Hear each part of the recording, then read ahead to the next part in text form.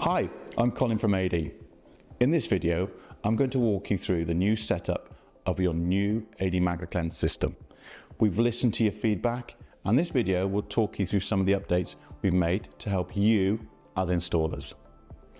As part of our commitment to continuous improvement, you may notice some small changes to the MagnaCleanse you have purchased when you compare some of the images in our printed literature or other video content available online. Before starting, check your kit is complete.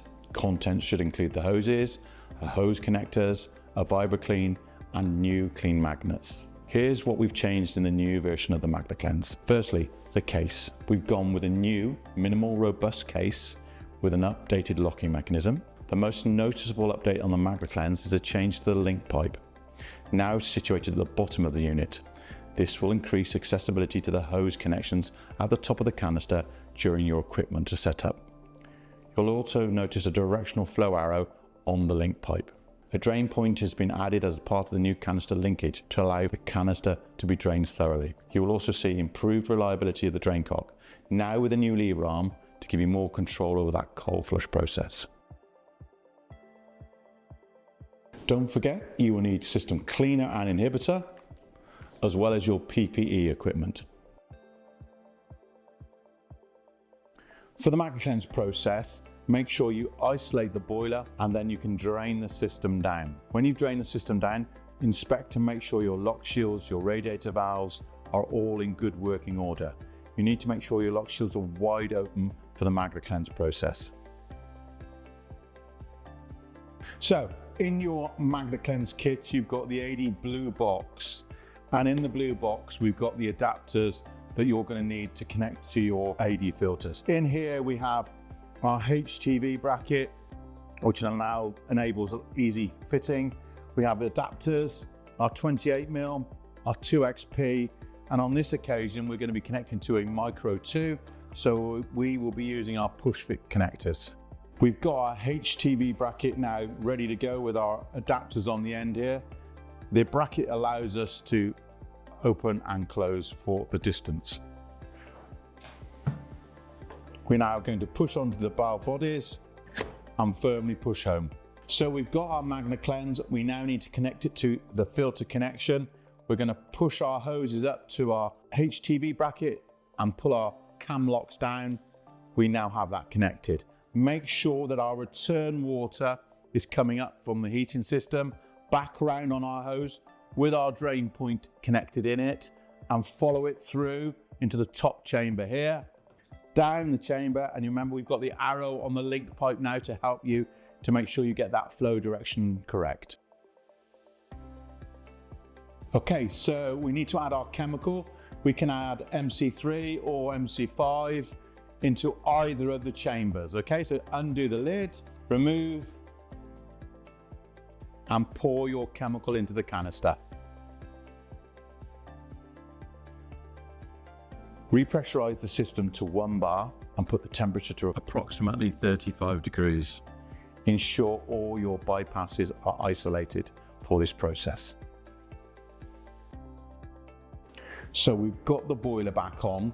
We've got the boiler set at a low temperature. It's now starting to circulate the water around the system. Remember, we haven't bled the radiators yet, so at the moment it's just warming up across the bottom of the radiator only. Because the boiler's at a low temperature, it's not going to cause any issues. Once this is all warmed up and you've got all your valves open, remember to make sure your lock shields are wide open on all your system. You can then get your air vent key, bleed the radiator, and you'll feel the water come up halfway approximately. That's a nice, easy way to get your radiators half full. And then you're concentrating your chemical into your pyramid in the bottom of your existing radiators. So once we've bled all the radiators half full, we can then turn the temperature up on the boiler again, and we can shut all the radiators off by the furthest one away. We're now concentrating the heat and the chemical and the circulation into one radiator only.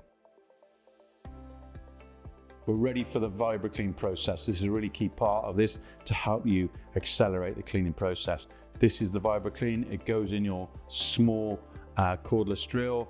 Make sure it's got chisel action, not rotating hammer. And the idea, this will go against the bottom of the radiator to assist you lifting the magnetite. You will turn all the radiators off bar the furthest one away. You will then get the Viro Clean against the bottom of the radiator only and calmly go back and forth 5 or 6 times. Once you've done that, go to your MagnaCleanse machine, check that hose. You'll probably find there's some dirty water coming back. That means you're lifting that magnetite out of that system. Let it circulate, it will soon clear. You may need to come back and do the same radiator again 3 or 4 times across the bottom.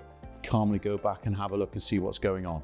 Continue to do that until you don't see anything happening at the hoses, or maybe support with a little bit of a thermal imaging visual to see that you've got that pyramiding out of the bottom of the radiator. Once you're happy, move on to the next radiator and calmly go again, back and forth across the bottom of the radiator until you see all the hoses are clear. Once you've done every radiator, one at a time, turn all the radiators back on and allow to circulate for a further 20 minutes, nice and hot with the cleaner going through the whole of the radiator.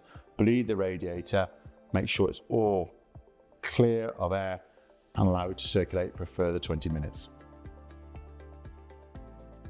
So it's cold flush time, and it's really important we get this part right, okay? So first thing we need to do is isolate the boiler. Turn the boiler off. We then need to connect our hose pipe to our new drain cock facility with a Jubilee clip. Make sure that's nice and tight, and obviously the hose pipe will go out to drain.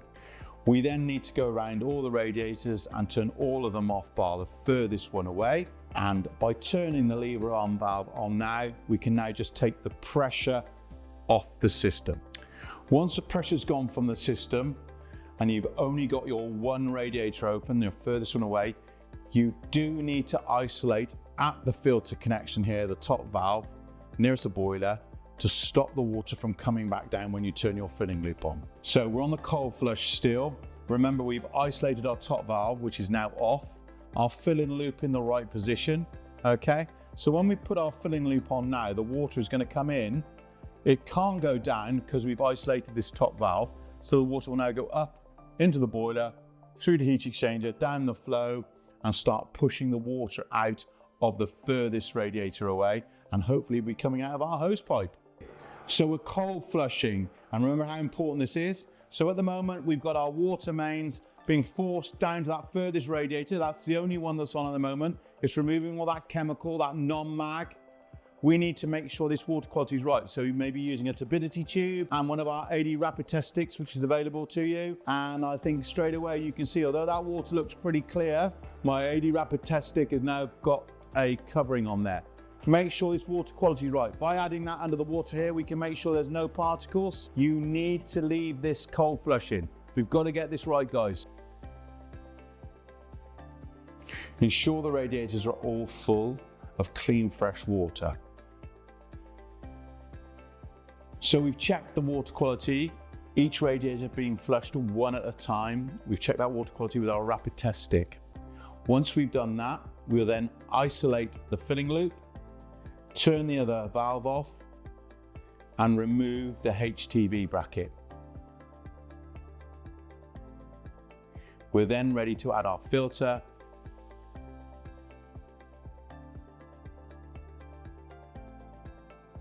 and also add our chemical to the system. So we've got the MagnaCleanse machine now disconnected and is outside. Let's clean these magnets off outside, guys. Let's not do it inside the customer's property unless they're full, obviously, during a process. But otherwise, let's get it outside to do. Let's have a look, because this is potentially what you could be getting from some of your results, I hope. And again, we can see, well, that is enough magnetite to certainly cause major issues in a heating system, block radiator valves, motorized valves, heat exchangers, plate to plates. Check for any leaks and repressurize the system. Reset the boiler and then hydraulically balance the system. Thanks for watching.